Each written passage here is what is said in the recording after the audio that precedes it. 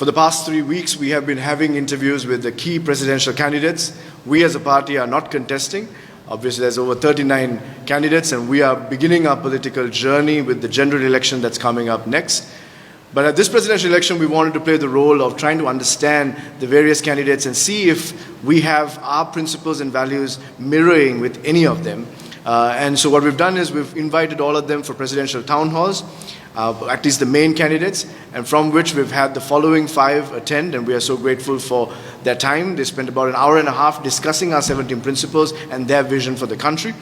We started with the opposition leader Sajid Premadasa, then we also had the President Ranil Wickremesinghe. We've also had Nuwan Bokpage from the new Aragale Party, the People's Liberation Party.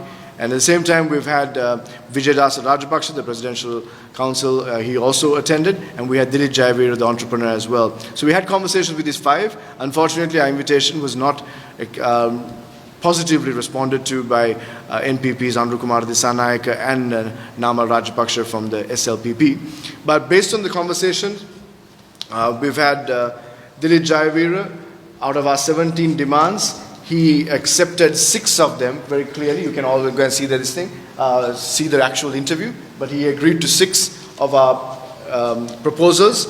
Nuwan Bokpage agreed to a total of 13 of our proposals that we made, and these included the abolishment of the presidency, 13th Amendment, also 40% representation, at least 40% representation of women in the nominations during the general election, 35% for young people under the age of 35. We also had things of, not associating with anyone with a criminal track record, giving them nominations for elections, or definitely no cabinet positions, and so on. So 17 requests were made. Also issues of justice for Easter Sunday, war crimes, and the disappearances of various journalists and so on. Presidential Council Vijayadasa Rajapaksa agreed to 11 of our requests, and you could go and watch his interview as well. And then our President of the country, currently Ranil Wickremesinghe, he officially agreed to 7 of our demands during his conversation. Opposition leader Sajid Premadasa agreed to all 17 of our demands and signed to it and committed and wanted to be held accountable. He believed every 100 days that he would want to be held accountable if elected president. So that was our first way of analyzing the presidential candidates. And then we moved on to looking at the team. We wanted to see, it was important, we saw during the last election, the team plays a crucial role. One man cannot really deliver. And so we want to see who's behind each person. We looked at the JVP's team. They do have an executive committee of nearly 73 individuals, but they also have this larger team that was announced in one of the newspapers, and we looked at the team. One of our concerns is the lack of experience, but most of them are career politicians who haven't really held strong positions in government for extended time, so it's hard to know about whether they will be corrupt or not, whether they're capable or not.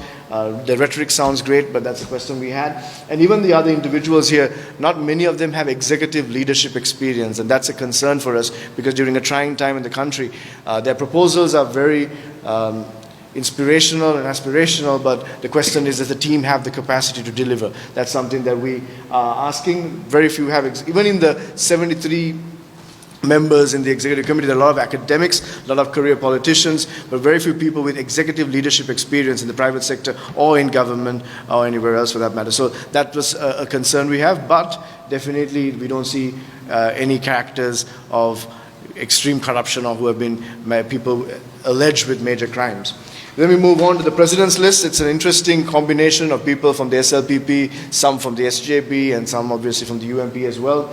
We do have issues with some of these career politicians with their track record in the past and their failure to deliver in the past. But at the same time, some allegations of crimes and corruption that we've seen here is concerning, and the president has made his team with a compilation of some of the people that a lot of people are questioning about their character.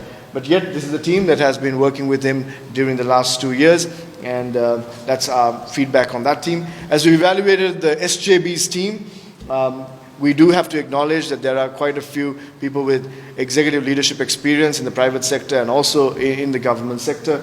Some have some pretty impressive track records. But at the same time, we do see 1 or 2 career politicians who have been around for 3 to 4 decades.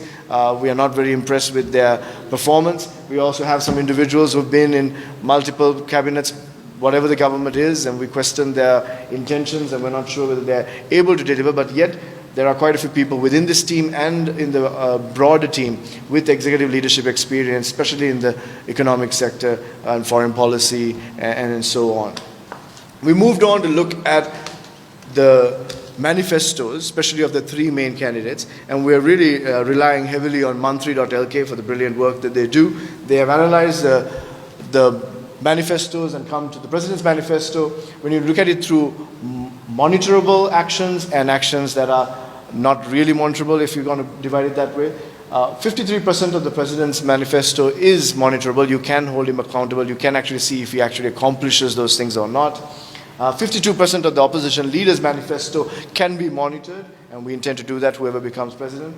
And then it's only about 40% of the NPP leaders, AKD's manifesto that can be monitorable. Only 40% can be monitored, 60% is not, we're not able to monitor it. Over 947 actions in the NPP's one, 407 in SJB's, and about 159 in the President's. But one thing we have to say, once again, this chart again on mantri.lk does a good job of showing the amount of actions that they say they'll do and what we can actually monitor if it's done or not. But at the same time, one key factor here is the notion that we have seen manifestos in the past, and a lot of these have very lofty ideals and aspirations, but with one unique thing that has been introduced to the political culture this year with Blueprint 3.0 of the SJB, there is a clear track record of what they hope to do. It's like clear actionable points of what that's going to happen. So you see the lofty idea, and then you see a plan of how it can be accomplished, and then you also have a team that can accomplish it. So that has to be mentioned in our review so far.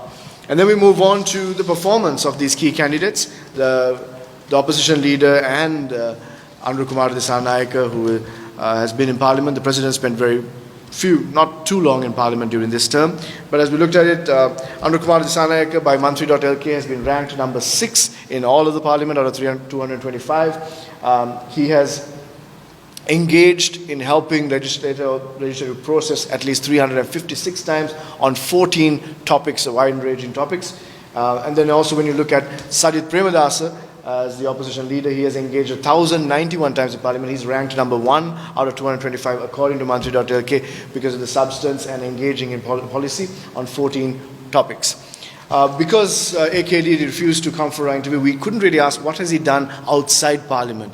In a time where people were hurting and the nation was in pain during the pandemic, during the financial crisis, we couldn't really get much evidence on what he's been doing beyond that. That's not technically part of the job of the legislature, but still it'll help us to see the man's conviction and character. SJB's team offered us this information. Sajith Premadasa has helped 63 hospitals with over 190 million of aid into hospitals that he has raised through other donors.